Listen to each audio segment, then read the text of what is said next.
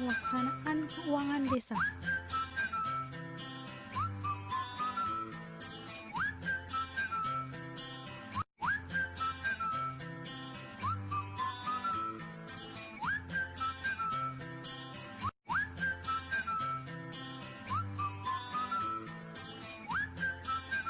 Pengertian pelaksanaan keuangan desa. Pelaksanaan dan pengelolaan keuangan desa adalah rangkaian kegiatan untuk melaksanakan rencana dan anggaran yang telah ditetapkan dalam APB desa.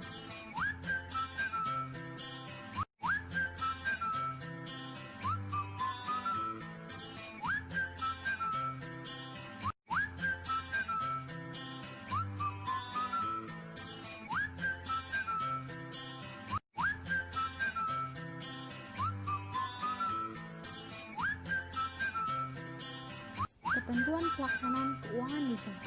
Terdapat beberapa ketentuan yang harus diperhatikan dalam pelaksanaan pengelolaan keuangan desa. Seperti yang pertama, semua penerimaan dan pengeluaran desa dalam rangka pelaksanaan keuangan desa dilaksanakan melalui rekening kas desa. Terdapat pada pasal 24 ayat 1 Permendagri nomor 113 tahun 2014. Yang kedua yaitu semua penerimaan dan pengeluaran desa harus didukung oleh bukti yang lengkap dan sah. Terdapat pada pasal 24 ayat 3 Permendagri nomor 113 tahun 2014. Yang ketiga yaitu pengeluaran desa yang mengakibatkan beban APB desa tidak dapat dilakukan sebelum rancangan peraturan desa tentang APB desa ditetapkan menjadi peraturan desa. Terdapat pada pasal 26 ayat 1 Permendagri nomor 113 tahun 2014.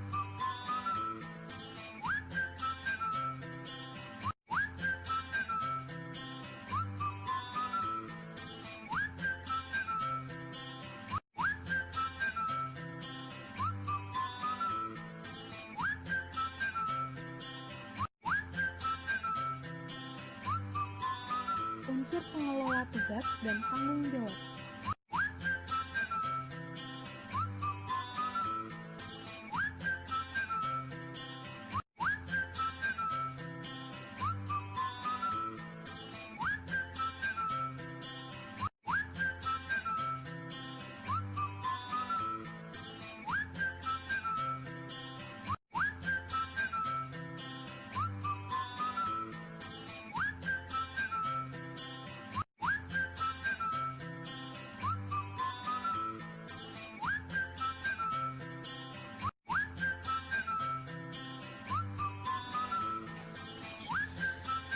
Kepala Seksi atau Kasih memiliki beberapa tugas. Yang pertama, mengajukan SPP. Kepala Seksi sebagai koordinator pelaksanaan kegiatan mengajukan surat permintaan pembayaran atau SPP sesuai prosedur dan tata cara sebagai berikut. Yang pertama, berdasarkan RAB tersebut, pelaksanaan kegiatan membuat surat permintaan pembayaran atau SPP kepada kepala desa dilengkapi dengan pernyataan tanggung jawab belanja dan bukti transaksi. Yang kedua, sekretaris desa melakukan verifikasi terhadap SPP berdasarkan lampirannya. Yang ketiga, kepala seksi mengajukan dokumen SPP yang sudah diverifikasi kepada kepala desa. Yang keempat, kepala desa menyetujui SPP dan untuk selanjutnya dilakukan pembayaran. Tugas kepala seksi atau kasih selanjutnya yang kedua yaitu menyusun RAB atau rencana anggaran biaya. Sebelum menyusun RAB harus dipastikan tersedia data tentang standar harga barang dan jasa yang dibutuhkan dalam pelaksanaan kegiatan pembangunan. Standar harga dimaksud diperoleh melalui survei harga di lokasi setempat, desa atau kecamatan setempat. Dalam hal atau kondisi tertentu, standar harga untuk barang dan jasa tertentu dapat menggunakan standar harga barang atau jasa yang ditetapkan pemerintah kabupaten atau kota. Nah, dalam menyusun RAB ada tata caranya. Yang pertama, pelaksanaan kegiatan kepala seksi menyediakan RAB untuk semua rencana kegiatan. Yang kedua, sekretaris desa memverifikasi RAB yang dimaksud. Yang ketiga, kepala seksi mengajukan RAB yang sudah diverifikasi kepada kepala desa. Yang keempat, kepala desa menyetujui dan mengesahkan rencana anggaran biaya kegiatan atau RAB. Tugas kepala seksi atau kasih yang ketiga yaitu mengerjakan buku kas pembantu kegiatan. Kepala seksi atau pelaksana kegiatan bertanggung jawab terhadap tindakan pengeluaran yang menyebabkan atas beban anggaran belanja kegiatan dengan mempergunakan buku kas pembantu kegiatan sesuai pertanggungjawaban pelaksanaan kegiatan di desa. Buku kas pembantu kegiatan ini berfungsi untuk mencatat semua transaksi penerimaan dan pengeluaran yang berkaitan dengan kegiatan yang dilaksanakan oleh pelaksana kegiatan. Tugas kepala seksi yang keempat yaitu memfasilitasi pengadaan barang dan jasa. Berdasarkan RAB yang sudah disahkan Kepala Desa dan Rencana Teknis Pengerjaan Kegiatan di Lapangan, Kepala Seksi Pelaksana Kegiatan memproses atau memfasilitasi pengadaan barang dan jasa guna menyediakan barang atau jasa sesuai kebutuhan sesuatu kegiatan yang akan dikerjakan, baik yang dilakukan secara swakelola maupun oleh pihak ketiga. Pengadaan barang dan jasa dimaksud bertujuan untuk dan menjamin A. Penggunaan anggaran secara efisien. B. Efektivitas pelaksana sebuah kegiatan. C. Jaminan ketersediaan barang dan jasa yang sesuai tempat, waktu, dan spesifikasinya. D. Transparansi dan akuntabilitas dalam penyediaan barang atau jasa. E. Peluang yang adil bagi seluruh masyarakat atau pengusaha terutama yang berada di desa setempat untuk berpartisipasi. Dengan demikian, pengadaan barang atau jasa harus sesuai dengan prinsip-prinsip efisien, efektif, transparan, pemberdaya, gotong royong, dan akuntabel.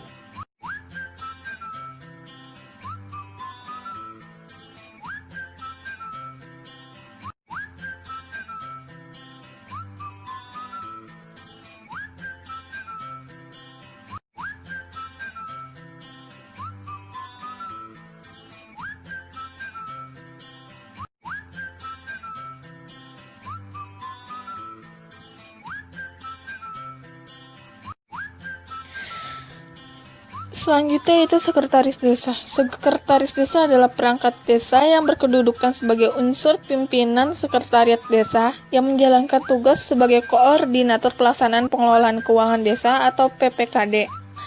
Sekretaris desa memiliki tugas yang pertama yaitu memverifikasi RAB, yang kedua memverifikasi pernyataan pengajuan SPP.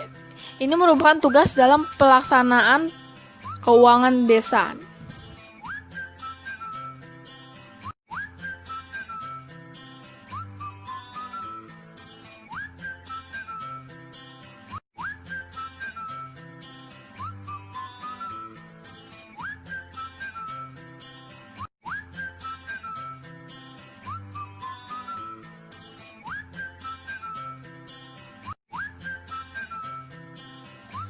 Kepala Desa. Kepala Desa adalah PKPKD dan mewakili pemerintahan desa dalam kepemilikan kekayaan milik desa yang dipisahkan.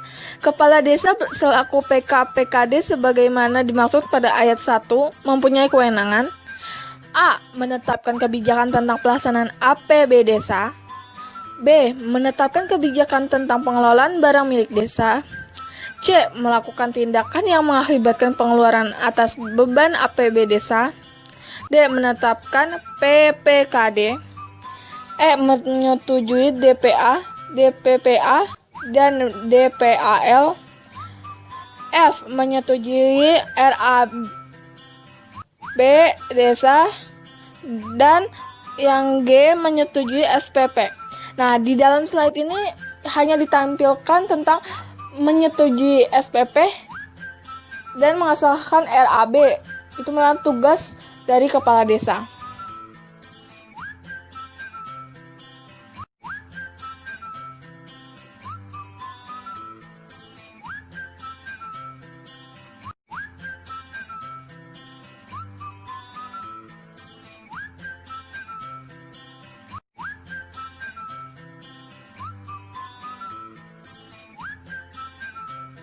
Bendahara.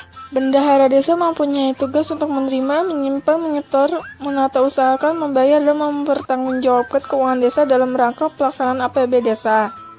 Selain itu, bendahara juga mempunyai tugas yang pertama melakukan pembayaran pengeluaran uang dari kas desa, yang kedua mencatat transaksi dan menyusun buku kas umum, yang ketiga mendokumentasikan bukti-bukti pengeluaran.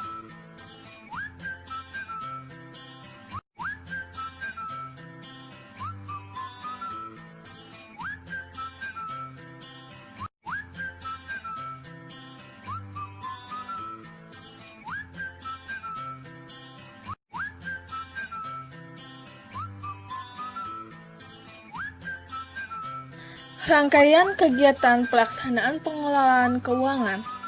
Yang pertama itu ada penyusunan RAB, yang kedua pengadaan barang atau jasa, yang ketiga pengajuan SPP, yang keempat pembayaran, dan yang kelima adalah pengerjaan buku kas pembantu kegiatan.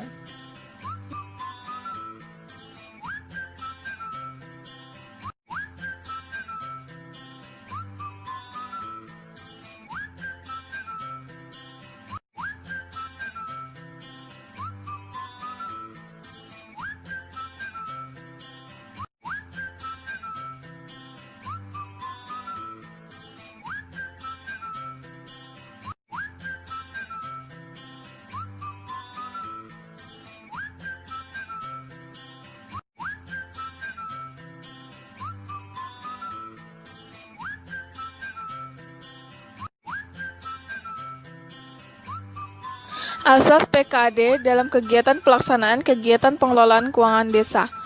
Yang pertama yaitu asas partisipasi. Keuangan desa yang partisipatif, bahwa setiap tindakan yang dilakukan harus mengikuti sertakan keterlibatan masyarakat baik secara langsung maupun tidak langsung, melalui lembaga perwakilan yang dapat menyalurkan aspirasinya, yaitu Badan Permusyawaratan Desa atau BPD.